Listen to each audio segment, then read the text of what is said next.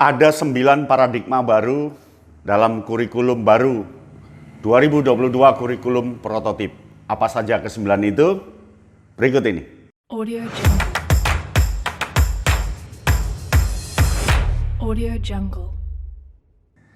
Assalamualaikum warahmatullahi wabarakatuh. Salam Kak Yatno Bintang. Kali ini Kak Yatno Bintang masih mengupas tentang kurikulum baru.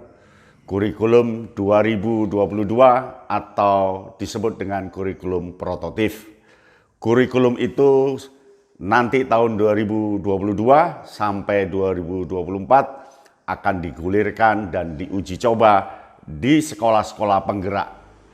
Nah, kurikulum itu tentu nanti akan terus berubah dan berkembang. Nah, sementara ini kurikulum itu punya 9 paradigma baru.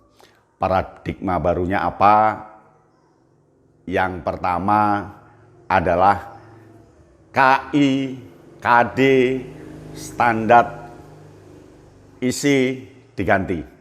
Istilah kompetensi inti, kompetensi dasar, standar kompetensi, standar, dan seterusnya diganti dengan istilah capaian pembelajaran, rencana pembelajaran, dan asesmen pembelajaran. Jadi nanti ada capaian pembelajaran. Mengapa diganti? Karena kompetensi masih terpotong-potong-potong. Kompetensi A, kompetensi B, kompetensi C itu masih taraf dimiliki oleh siswa tetapi belum diwujudkan ke dalam bentuk proyek. Jadi nanti capaian pembelajaran itu gabungan dari berbagai kompetensi dan wujud dalam sebuah capaian pembelajaran berbentuk proyek. Jadi yang pertama, kompetensi inti berubah menjadi capaian pembelajaran. Yang kedua, tentu pembelajaran berbasis proyek. Ciri kedua, paradigma baru kedua adalah pembelajaran berbasis proyek.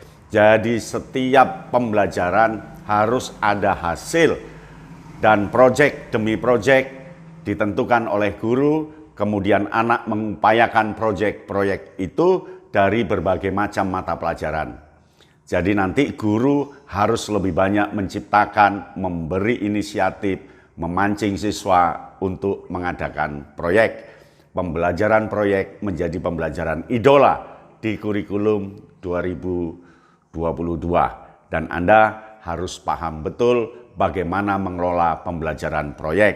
Dan pembelajaran proyek itu adalah bersifat produksi, bersifat hasil, bersifat capaian yang diwujudkan dalam bentuk bisa dinikmati oleh orang banyak, bisa dilihat, bisa diapresiasi. Tentu dikomunikasikan ke orang banyak hasil yang diciptakan oleh siswa itu. Nanti ketika anak banyak menciptakan proyek, dia akan terbiasa menciptakan hal yang baru. Dia akan terbiasa menciptakan proyek-proyek baru yang membanggakan dirinya, membanggakan orang lain, dan membanggakan gurunya.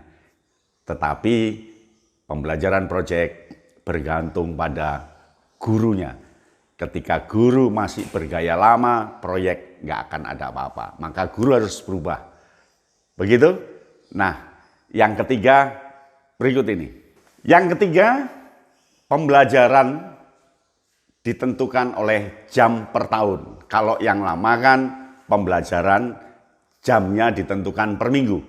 Jadi jam pembelajaran per minggu, umpama bahasa Indonesia per minggu 5 jam, lalu matematika per minggu 4 jam umpamanya, itu pola lama. Paradigma baru, jam pembelajaran ditentukan per tahun. Pokok setahun itu sekian jam. Umpama kalau bahasa Indonesia 5 kali 20, dia 100 jam umpamanya. 100 jam itu bisa ditempuh dalam 1 semester saja, bisa ditempuh dalam 2 hari saja, bisa ditempuh dalam seminggu, bergantung proyek yang akan diwujudkan. Jadi jam pelajarannya tidak per minggu, jam pelajarannya per tahun. Itu yang ketiga. Yang keempat, kurikulumnya mempunyai struktur profil pelajar Pancasila. Jadi semua mata pelajaran diikat dengan tematik profil pelajar Pancasila. Jadi nanti ending dari kurikulum itu adalah mewujudkan seorang anak yang punya profil pelajar Pancasila, disingkat dengan PPP.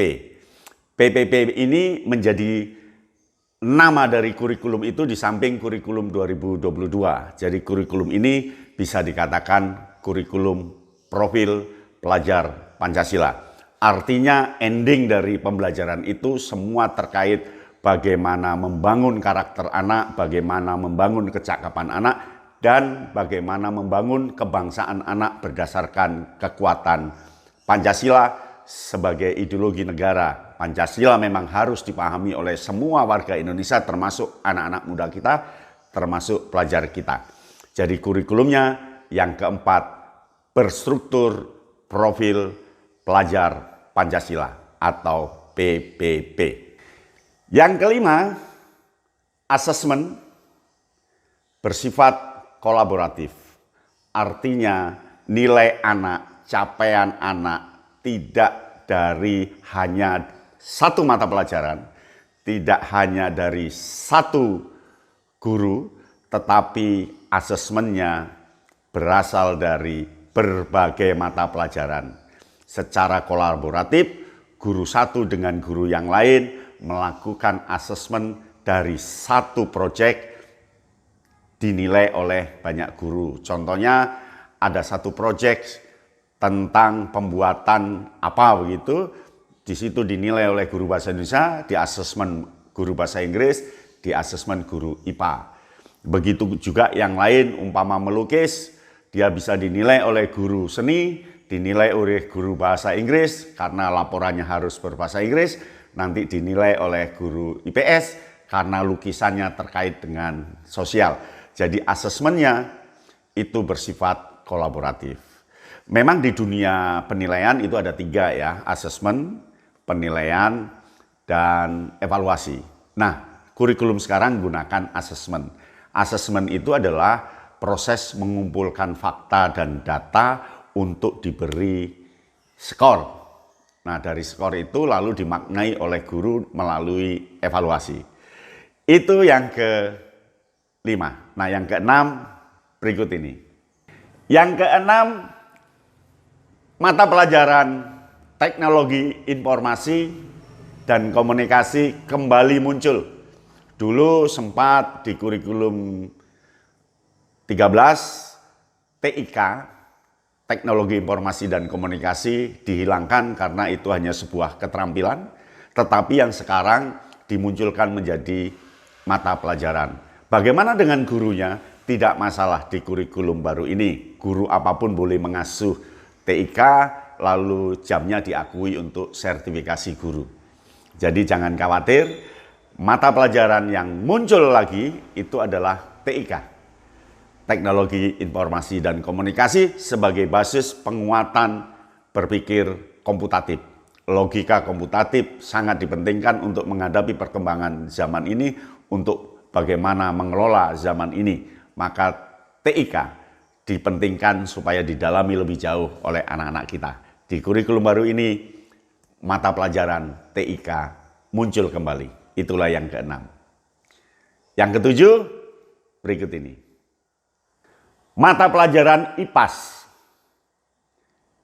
ilmu pengetahuan alam dan sosial, itu digabung menjadi satu. Dulu ketika kelas 4, 5 SD, 4, 5, 6, kelas 4, kelas 5, kelas 6 di sekolah dasar, itu ada mata pelajaran IPA dan ada mata pelajaran IPS.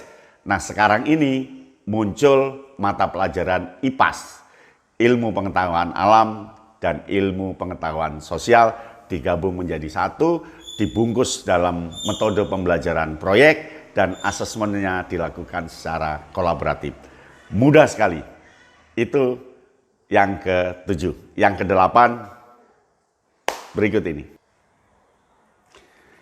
Yang ke-8, program peminatan di SMA, IPA, IPS, bahasa yang sejak dulu dilakukan sehingga muncul perbedaan tegas anak IPA itu pendiam, kutu buku, suka belajar. Anak IPS itu orangnya banyak ngomong, nakal sedikit, dan malas belajar. Anak bahasa itu lebih tekun tetapi juga banyak ngomong. Sekarang peminatan tidak ada. Yang ada nanti di kelas 11 dan 12 anak memilih kesukaannya dia dalam sebuah mata pelajaran. Dan itu bisa berganti-ganti pilihannya, yang penting adalah proyek yang dia lakukan. Jadi peminatan kelas bahasa, kelas IPA, kelas IPS tidak ada. Yang ada adalah memilih mata pelajaran sesuai dengan latar belakang dia ketika di SMP, ketika dia kelas 10, lalu dia ingin memilih apa. Dan memilih itu bisa berganti-ganti setelah proyek yang dia lakukan selesai dinilai. Nah, yang terakhir berikut ini. Yang terakhir untuk SMK, persentase praktek 70%. Kalau yang lama kan 60%. Kurikulum 13 untuk SMK, praktek itu 60%. Nah, sekarang 70% dan menjadi mata pelajaran wajib diikuti oleh anak-anak SMK selama 6 bulan atau 1 semester. Jadi nanti prakteknya wajib selama 6 bulan atau 1 semester dan muatannya 70%. Jadi banyak praktek, banyak magang, banyak melakukan kegiatan-kegiatan nyata. Demikian 9 paradigma baru kurikulum 2022. Minimal kita akan paham sedikit demi sedikit, nanti akan lebih banyak lagi. Sampai di sini, salam Kak Yatno Bintang. Audio Jungle. Audio Jungle.